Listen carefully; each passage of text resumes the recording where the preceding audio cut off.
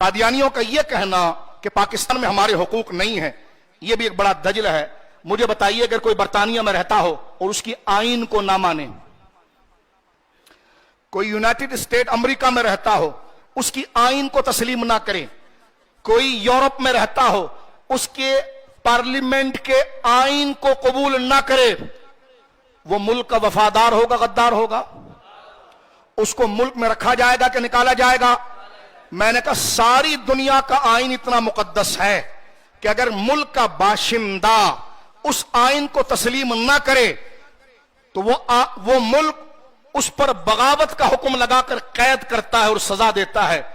تو یہ ظلم صرف پاکستان پر ہے کہ ایک بندہ پاکستان میں رہے اور پاکستان کی آئین کا انکار کرے، پاکستان کا آئین کہے کہ قادیانی گروہ جو ہے وہ مسلمان نہیں ہے اور وہ کہے ہم اس کو نہیں مانتے ہیں، ہم مسلمان ہیں، اور ہمارے سمجھدار سیاستدان اور پسے پردہ کچھ بیک ڈور کے لوگ ان کی حفاظت کریں، تو بتاؤ یہ غداری نہیں ہے؟ اس پر چیف جسٹس صاحب سو موٹو کیوں نہیں لیتے؟ اس سے بڑا آئین کا انکار کیا ہوگا؟ آپ کی شان میں ذرا نچلے درجے میں کوئی بات کر دے تو عدالت حرکت میں آتی ہے، آنی چاہیے، عدالت کے تقدس کو ہم تسلیم کرتے ہیں ملک کی سلامتی کے لیے، لیکن جو سرے سے آئین ہی کو تسلیم نہ کرے اور کہے ہم اس کو مانتے نہیں، آئین ان کی جو پوزیشن ڈکلیئر کر رہی ہے اس کو تسلیم نہ کرے، تو چیف جسٹس صاحب کا اور کیا کام رہ جاتا ہے، اداروں کا اور کیا کام رہ جاتا ہے؟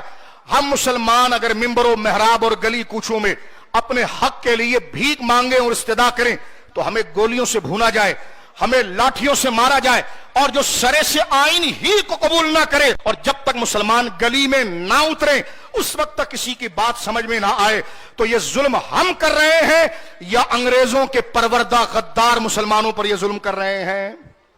میں نے آپ کے سامنے کلیئر پوزیشن واضح کر دی ہے۔ اس ملک کہتے جی ہمیں پاکستان میں تحفظ نہیں ہے، مجھے بتائیے ذرا، اور ایک زبان ہو کر اس کا جواب دیجئے گا، کیا ہمارے ملک میں ہندو برادری نہیں رہتی، عیسائی برادری نہیں رہتی، مسیحی نہیں رہتے، جیوس نہیں رہتے، پارسی نہیں رہتے؟ سب رہتے ہیں۔ سب کے حقوق اس ملک میں ہے کہ نہیں ہیں؟ تو قادیانیت سے ہمارا کیا مسئلہ ہے؟ ہم ہندو کو کچھ نہیں کہتے، ٹھیک ہے، جو ملک نے ان کو حقوق دیا، ظاہراً بات کر رہا ہوں، شرعی زبان سے ہٹ کر سطحی بات پر جو آپ کا ذہن ہے۔ مسلمان مسیحوں سے نہیں الجھتا، جیوس سے نہیں الجھتا، پارسیوں سے نہیں الجھتا، سکھوں سے نہیں الجھتا، تو ذرا دیکھیں اگر مسلمان انتہا پسند ہے تو صرف تیرے سے کیوں الجھ رہا، ان سے نہیں الجھ رہا؟ توجہ ہے، اس لیے کہ ہمارا اور ہندو اور سکھ اور عیسائی سے شناخت اور آئیڈینٹی کا مسئلہ نہیں ہے، ان سے ہمارا مسئلہ ہے کیونکہ یہ مومن نہیں ہے۔